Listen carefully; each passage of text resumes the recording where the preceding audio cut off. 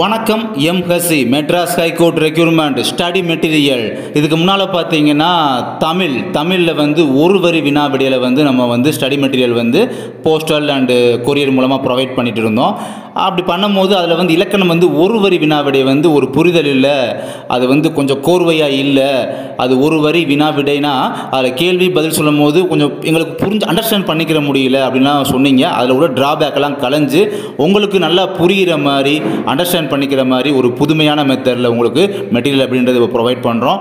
ஒரு வரி வினா விடை அப்படின்றது முந்தி கொடுத்த மாதிரி கிடையாது. இது புது வகையாக நம்ம வந்து மெட்டீரியல் வந்து இப்போ ரெடி பண்ணியிருக்கோம்.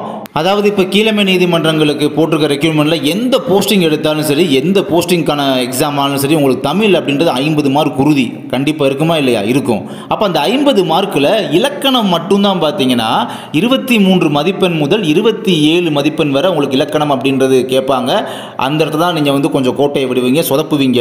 அதுவா இதுவா கன்ஃபியூஷனில் கோட்டையை விடுவீங்க. கண்டிப்பாக உறுதியாக நடக்க போகிறது.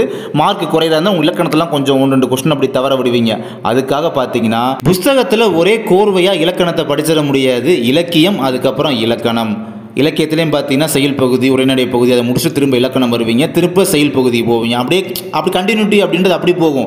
இலக்கணம் ஃபுல்லாக கண்டினியூட்டியாக படிக்க முடியாது. அப்போ இலக்கணம் கோர்வையாக உங்களுக்கு தேவை. அதுலேயும் பார்த்தீங்கன்னா உங்களுக்கு கண்டிப்பாக புரியணும். ஒரு கிளாஸ் எடுத்தால் எப்படியோ அந்த மாதிரி தொகுத்து இருக்கணும், புரிகிற மாதிரி இருக்கணும். அது ஒரு சின்ன பிள்ளைக்கு சொல்லித்தர மாதிரி ஒரு சார்ட்டாவோ ஒரு டிராயிங்காவோ நல்லா உங்களுக்கு ஒரு ஈஸியாக அண்டர்ஸ்டாண்ட் ஆகிற மாதிரி இருந்தால் அந்த மெட்டீரியல் அப்படின்னு நம்ம நல்லா இருக்கும். இதுக்கு முன்னால் பார்த்தீங்கன்னா ஒரு வரி வினா விடையில் கொடுத்தோம். ஸோ அது வந்து கொஞ்சம் ஃபீட்பேக்லாம் சொன்னீங்க.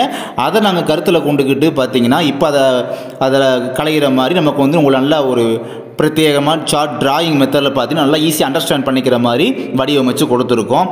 இப்போ பார்த்தீங்கன்னா அதில் வந்து ஓஏ, அப்புறம் மசால்சி, வாட்ச்மேன், கார்டனர், இந்த மாதிரிலாம் படிக்கிறவங்க இந்த இலக்கணம் மெட்டீரியல் வேணும் அப்படின்னா வெறும் 50 ரூபாய் மட்டும்தான்.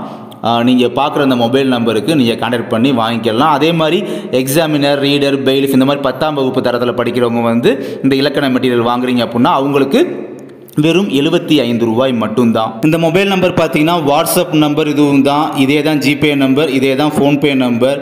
இது வந்து ஒன்லி ஜிபே, ஃபோன்பே மட்டும்தான். ஓகேங்களா? அது போக வாட்ஸ்அப் பே, அமேசான் பே, ஸோ அதெல்லாம் தேவையில்லை, நம்மகிட்ட இல்லை. அதனால் ஒன்லி ஜிபே, ஃபோன்பே மட்டும்தான் இது.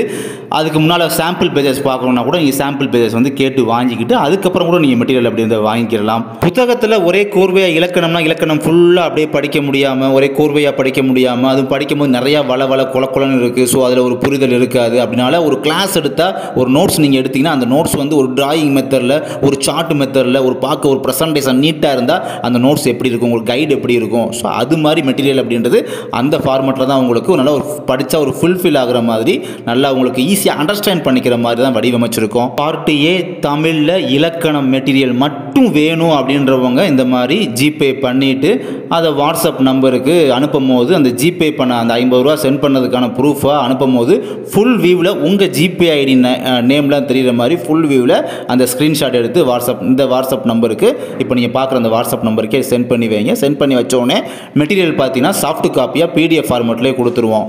இதுக்கு முன்னால் கொடுத்த மாதிரி போஸ்டல் கொரியர் பார்த்தீங்கன்னா உங்களுக்கு வந்து ரீச் ஆகிறதுக்கு டிலே ஆச்சு. அண்ட் அதில் வந்து அதுக்கப்புறம் மெட்டீரியல் தீர்ந்து போயிடுது அதிகமாக. ஸோ அதுக்காக தான் இந்த மாதிரி PDF ஃபார்மெட்டில் கொடுக்க அப்படின்ற மாதிரி இப்போ ஆரம்பிச்சிருக்கோம். தேவைப்படுறவங்க வாங்கிக்கோங்க. நன்றி.